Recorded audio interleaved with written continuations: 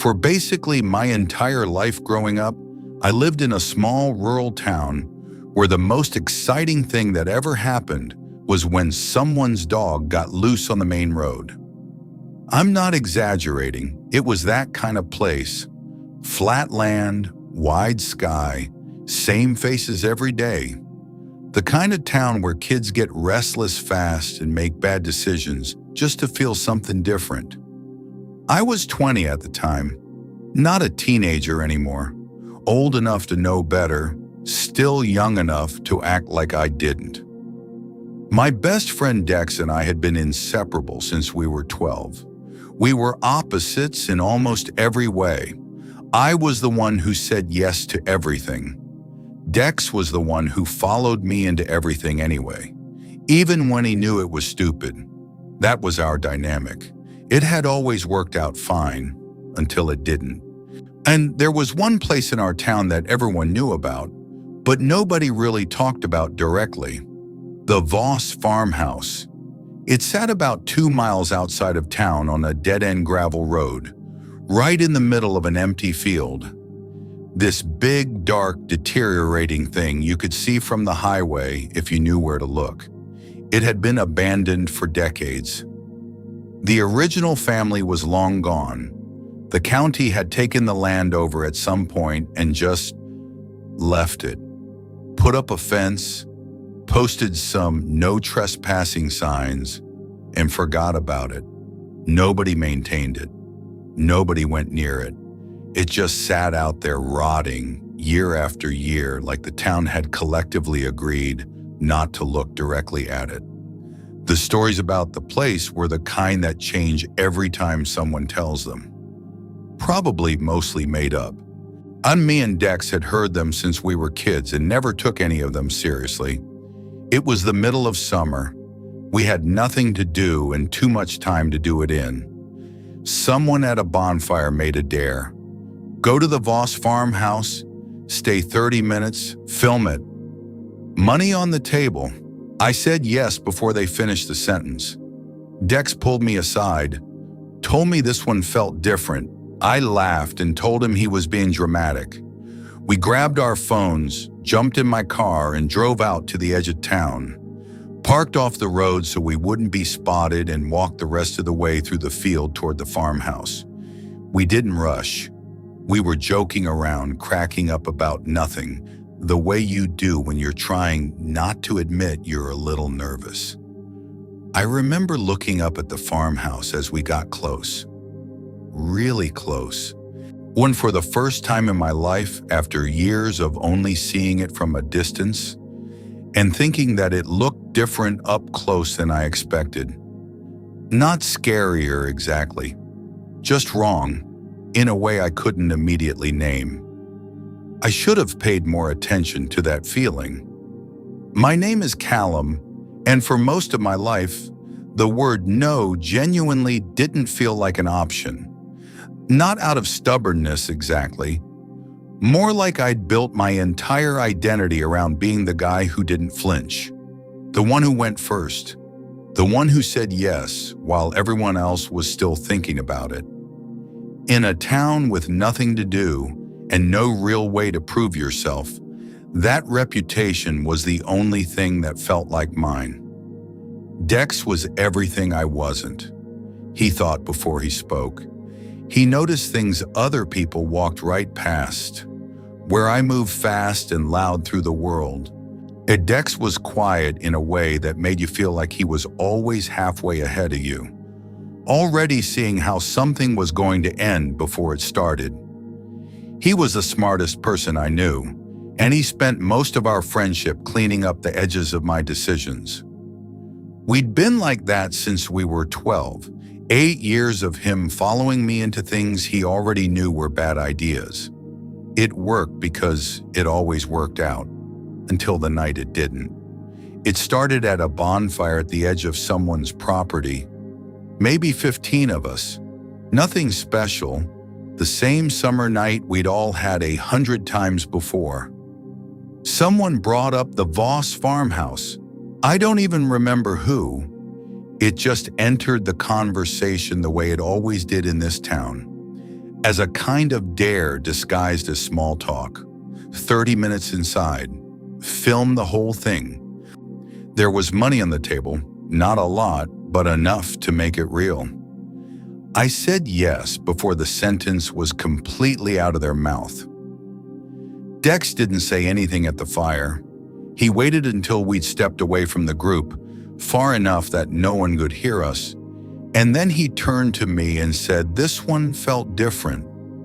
Not scary different, just different. Like something about it was off in a way he couldn't put into words, and the fact that he couldn't put it into words seemed to bother him more than the feeling itself. I laughed. I told him he'd been watching too many of those YouTube videos. I clapped him on the shoulder and told him it was a farmhouse, not a portal to hell, and that we'd be in and out in 30 minutes and $50 richer. He looked at me for a long moment, not arguing, not pushing back, just looking. So the way Dex did when he was deciding something privately that he'd already decided. And then he nodded. Because that was always how it went with us. I've replayed that moment more times than I can count. The look on his face right before he nodded, the way he held it for just a second too long. I laughed and something moved behind his eyes. Not hurt, not frustration. Something quieter. Something that looked almost like acceptance. I think some part of him already knew. I think he went in anyway because I asked him to. That's the part I can't put down. We got there just before midnight. The gravel road leading out to the farmhouse was the kind of dark that feels physical. No streetlights, no houses, no passing cars. Just the twin beams of my headlights cutting through nothing. And on either side of us, flat open fields that went on until they disappeared into the black. I remember thinking the drive felt longer than it should have, like the road was quietly adding distance between us and everything familiar. And then the farmhouse appeared in the headlights. I'd seen it from the highway my whole life, always at a distance, always small against the flat landscape. Up close, it was something else entirely. 3 stories of rotting wood and collapsed angles, the whole structure leaning slightly to the left like something had been pushing against it for decades. Every window on the ground floor was dark. The front door was open. Not wide open, just slightly, maybe 6 inches. A gap of pure black in the middle of all that weathered wood. The county had it listed as sealed. And I knew that because someone had looked it up at the bonfire specifically to make the dare feel more official. Sealed and posted. No entry. The door was open. I told myself the wind. Old latch. I didn't believe it, but I told myself anyway. And I got out of the car. Inside, the smell hit us immediately. It was sweet on top. Almost floral. Almost like something burnt down to its last trace. And underneath that, something else entirely. Something old and animal and wrong, like the building itself had been fermenting in the dark for 30 years. I pulled the collar of my shirt up without thinking. Dex didn't say anything. He'd already stopped talking by then, which I noticed but didn't address, because addressing it would have meant admitting something was wrong, and I wasn't ready to do that yet. And the ground floor was frozen in time in the way that abandoned places sometimes are.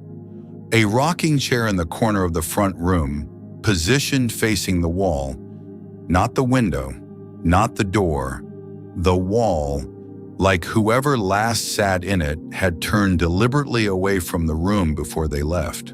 A child's coat hanging by the front door on a rusted hook, stiff and dark with age. The kind of stiff that means decades, not years. I swept my flashlight across the staircase, and that's when I saw it. The railing at the top was clean, not dusty, not filmed over the way every other surface in that house was. The top of that railing had been touched recently enough to matter. Dex hadn't made a sound in 5 minutes. Not nervous quiet, not the quiet of someone managing their fear. Something flatter than that. And I glanced at him and he was looking at the staircase with an expression I couldn't read. And I realized I hadn't been able to read his face since we walked through the door. We went upstairs. The landing opened into a long hallway with 4 doors. 3 of them closed and one at the very far end, open just a crack. The darkness beyond it wasn't the ordinary darkness of an unlit room. It was total, the kind your eyes try to reach into and find nothing to hold on to. I pointed my flashlight at the gap. There was something in there, tall, occupying the space between the door and the frame, in a way that wasn't right. The proportions were off, too long where arms should be, the silhouette not resolving into anything I could name. Completely still. Not the stillness of someone hiding or waiting. The stillness of something that had no reason to move yet.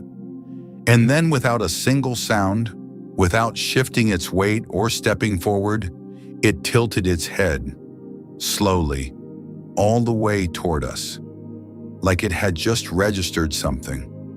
Not a noise, not our light. Something else, something we hadn't done out loud. Then from behind the closed door, directly to our left, one knock. Slow, deliberate, patient in a way that was somehow worse than anything fast would have been. Not a bang, not a rattle. One knock, like an announcement. I grabbed Dex by the arm.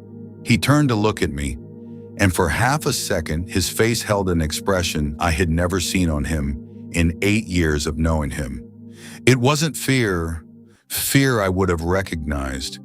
This was quieter than fear, calmer. And it looked almost like recognition, like a man who has just been told something he already suspected was true. I've never been able to explain that look.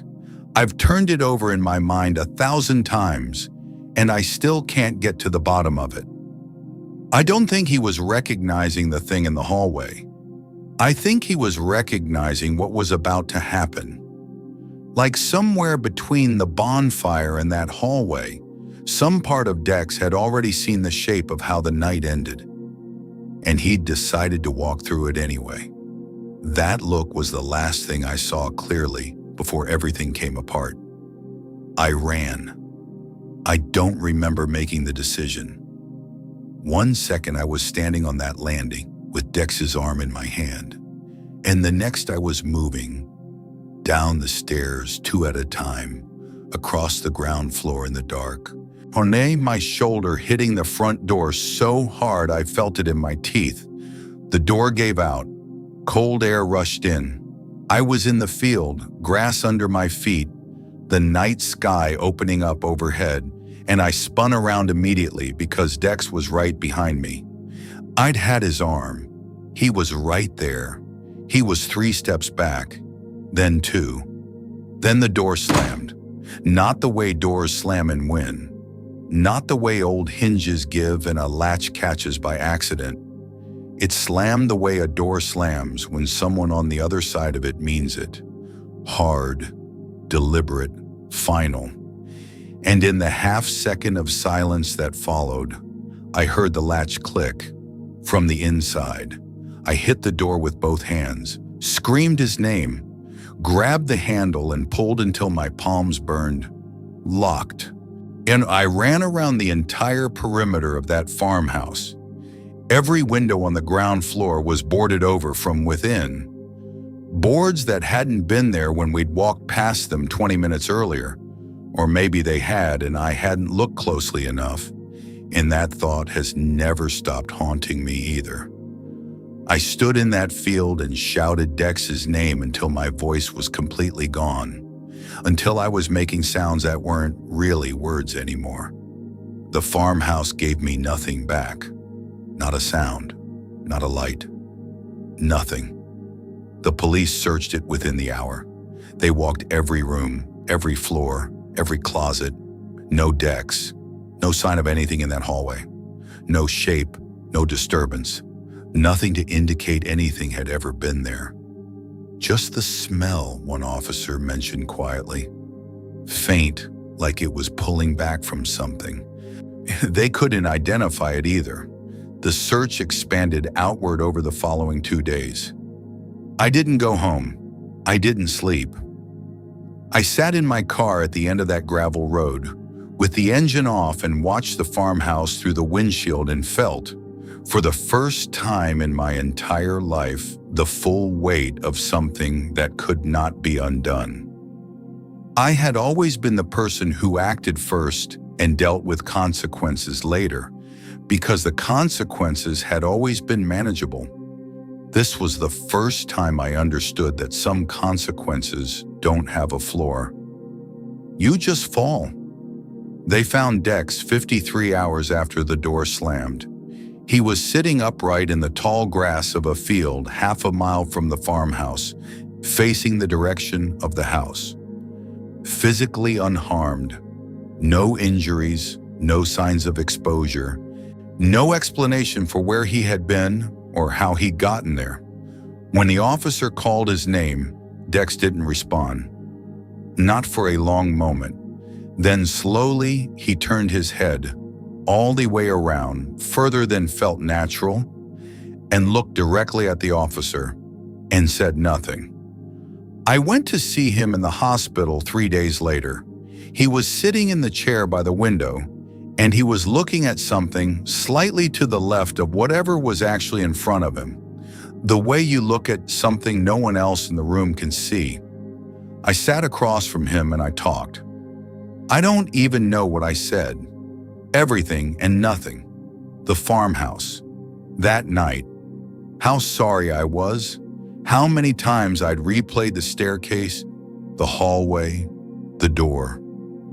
I talked until I ran out of words and just sat there in the silence with him. He didn't react, not once. Not to my voice, not to my name, not to any of it. I stood up to leave, and that's when he turned, slowly, deliberately, all the way toward me. And he smiled. Not a Dex smile, not anything I recognized from 8 years of knowing his face. This was slow and too wide and patient in a way that had absolutely no warmth behind it. Like something that had studied smiling from a distance and was now trying it out. I left. I never went back. I drive a different road home now. I have for 2 years. I don't go near that end of town. Don't drive that highway. Don't look in the direction of that gravel road. I don't talk about it with anyone who wasn't there. And every now and then, in the specific quiet of 3 in the morning, when everything else goes still, I think about the look on Dex's face on that landing. The one that wasn't fear, and the one that looked like recognition. And I think about the smile in the hospital, and I think about the way that door latched from the inside. And I think, whatever walked into that farmhouse with me, and whatever was already waiting in that hallway, I don't think they were strangers to each other. I think Dex knew something I didn't. I think he always had. And I think whoever lives inside that farmhouse knew it too. That's the part I can't put down. Not that I got out. But I still don't know if getting out was luck, or if I was just never the one it came for. If you made it to the end of this, thank you for being here. Stories like this one don't leave you easily, and I think that's exactly the point. The ones that stay with you are the ones that are real. If this hits you the way it hit me, putting it together, go ahead and hit that subscribe button so you don't miss what's coming next. Drop a like if you want more stories like this one. It genuinely helps more than you know. And if you've had your own experience, something you've never been able to fully explain, drop it in the comments. I read every single one. Share this with someone who loves horror or someone who thinks they don't. Either way, they'll think twice before walking into an abandoned building at midnight. Stay safe, and maybe don't take the dare.